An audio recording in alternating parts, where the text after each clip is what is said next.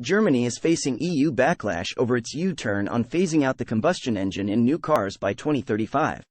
This is seen as a further signal of tensions over the Green Deal landmark proposals to tackle climate crisis. The row comes amid growing concerns over France's push to include nuclear across a swath of laws on green technologies. This is another signal of tensions over the EU Green Deal landmark proposals to tackle the climate crisis. Speaking to reporters on Friday, the German Chancellor, Olaf Scholz, said, "We will find an agreement." Signs suggest that Berlin was edging towards a compromise with the European Commission over the role of e-fuels. However, his transport minister, Volker Wissing, said there were still questions to be answered.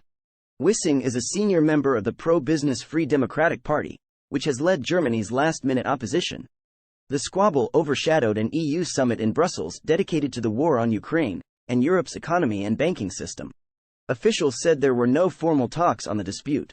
Yet on the sidelines of the summit, some EU leaders could barely hide their irritation with Berlin's decision to renege on a done deal. Even if you don't watch till the end, make sure to hit the subscribe button for more on geopolitics. This comes after months of painstaking negotiations between EU ministers and MEPs. The law to end the sale of new petrol and diesel cars by 2035 was hailed as a major step on the way to climate neutrality. However, Germany announced it would not proceed unless there was a place for climate-neutral e-fuels in addition to battery-powered electric vehicles. Latvia's Prime Minister, Krišjānis Kariņš, described Germany's behavior as difficult and troubling. He also expressed concern that if one member state can go back on a deal, others may do the same. The Belgian Prime Minister, Alexander De Croo, said there could be no hesitation in going for the electrification of the transport system. A senior European diplomat told The Guardian it was just one of many erratic decisions from Germany under Scholz's three-party coalition. They cited Berlin's position on a law on the rights of gig economy workers that contributed to failure to reach an EU-wide agreement last year. EU officials blamed Scholz and Green Party members of the government for failing to take a more forceful stance to solve the combustion engine dispute. Germany is understood to have largely accepted a compromise that would allow combustion engines running on e-fuels. However, it is angling to make the agreement legally binding, a move opposed by the Commission. Pascal Canfin, the French centrist who chairs the European Parliament's Environment Committee, tweeted that reopening the deal was a red line. He also called on Germany to stay a reliable country. The European Commission President, Ursula von der Leyen, said she was sure, "We will find a solution."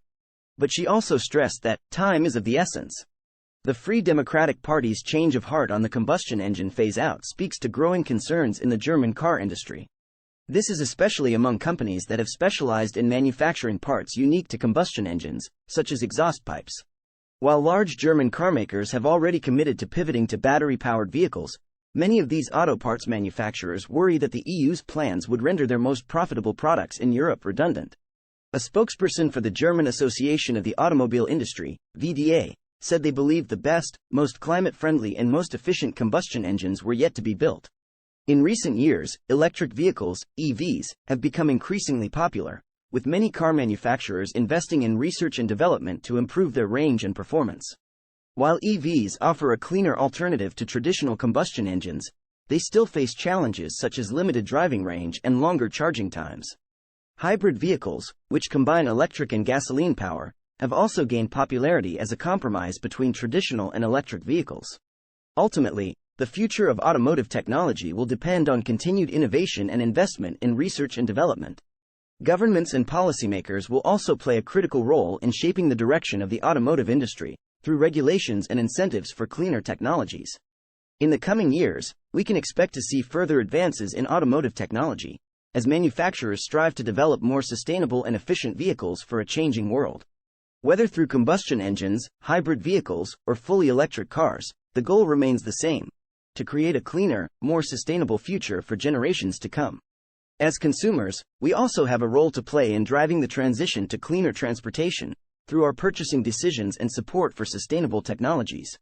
By working together, we can create a brighter future for ourselves and the planet, one where transportation is not only